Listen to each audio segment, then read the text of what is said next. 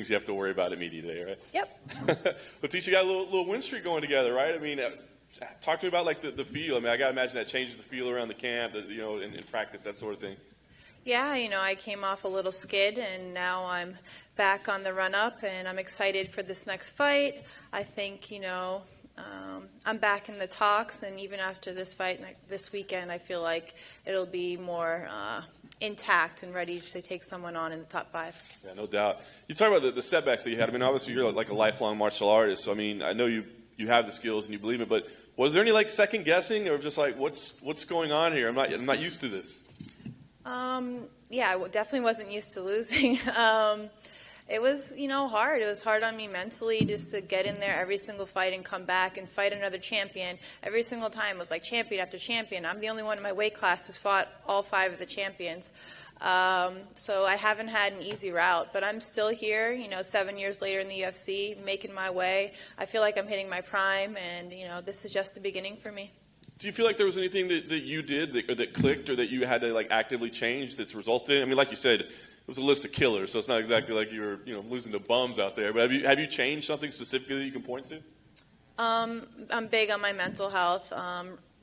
Almost 2 years ago now, I came out publicly saying that I've been struggling with my mental health, and I feel like that's really helped me in my own battle outside the octagon and inside the octagon, and just gaining more confidence. Honestly, I felt like at that point in time when I was losing, I gave my opponents all the credit, and I was like, they're amazing athletes, and I'd go in there like worrisome. But at the end of the day, they're human like me, and they're not going to do anything different than a girl has done in the past. And I am amazing. So, since then, I'm just more inclined to think valuable and highly about myself, and I feel like that's what's helping me be more confident in the octagon.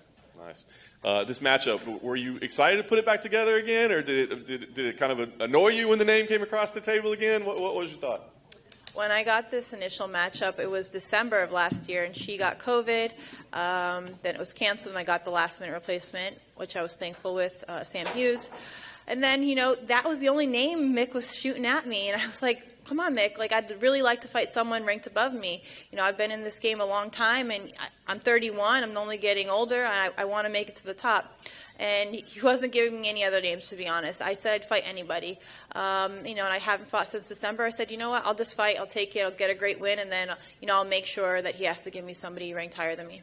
I know she doesn't have the ranking that you'd like, but what do you think about her as an opponent? I mean, obviously, she's come a long way since the first time you guys met. Yeah, the first time we fought was 6 years ago. We were a lot younger, not as much, cage time, octagon time.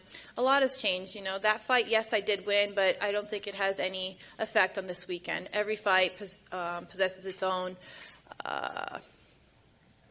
I don't know. It's its own fight. We're 0-0 going in there. Anything can happen in a fight. I'm just excited. I know she's a tough fighter. She's more of a striker than anything. Traditional Muay Thai. But honestly, I'm going to beat her everywhere the fight goes. Striking, ground, wrestling. I'm confident 100% in my abilities this weekend. I know you said it's its own fight, but does it have any value mentally at all? Like going in there and you're like, come on, you know what happened last time. Well, yeah, I did beat her last time, so it does give me a little upper hand on her. But like you said, we're different athletes from 6 years ago. I don't care what she's bringing in there. I know she's going to be tough. They're all tough. But I know I'm bringing 100% of me. This is going to be the best fighter in me. I'm the best version of myself in the best shape of my life. And I'm really, really excited to put on a show. My last fight, it ended in 1 round. That's awesome. But I honestly wanted to go back in there in the second round and do things that I'd been working on. Nice. Last thing for me, are there specific matchups that you see? I know you said like top 5, but I guess you got to do mixed job for him because he's just going to give you the same name. Are there any matchups that make sense, you think, with an impressive victory here? No, not really. I really know that I need to win this fight, win another fight, and I think if I win another top 5 fight, I'd be able to, get in that title contention spot. So I'm very aware that, I'm a few fights away from being a title contender, and I'm going to make that happen.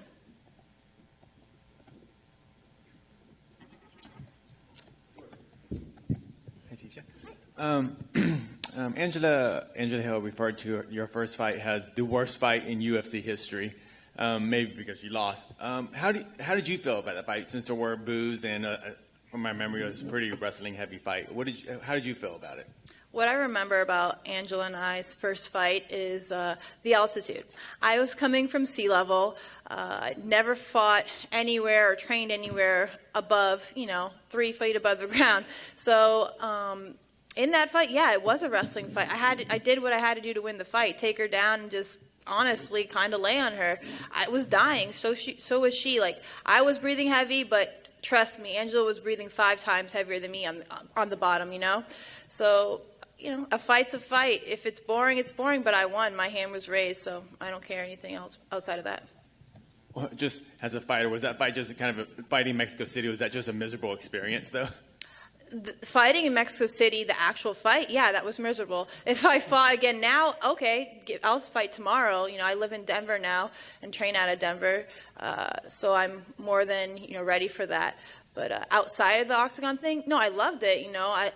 I'm Hispanic, I'm Latina, so it was awesome fighting in front of Mexican people. I was referring just to the altitude. Oh, okay, Not yeah, Mexico but yeah, the City altitude, itself, it was shitty. And just a quick thing, referring to something you said before about mental health, do you have anything to say about if you kept up with it? Because I know you've been in training camp, but the Simone Biles situation in the Olympics, how she pulled out because of mental health issues. Do you have anything to say about any sympathy or criticism of that decision she made? I don't have any criticism towards Simone Biles. I think she did what she needed to do. I've been struggling with my mental health for a very long time, and for somebody to have a platform such as hers and myself, and to be open and honest about it, I think that's amazing. For so long, I was embarrassed about dealing with my mental health, and I didn't want anybody to know. I felt like I was different, but honestly, the stigmatism behind mental health needs to be normalized, because we are normal, but we just struggle with a little bit, different things. And I feel like at any point of someone's lives, they can struggle with mental health. It may not be, to the extent of others, but we all, struggle with our own things. Thank you. Cool. Thank you, guys.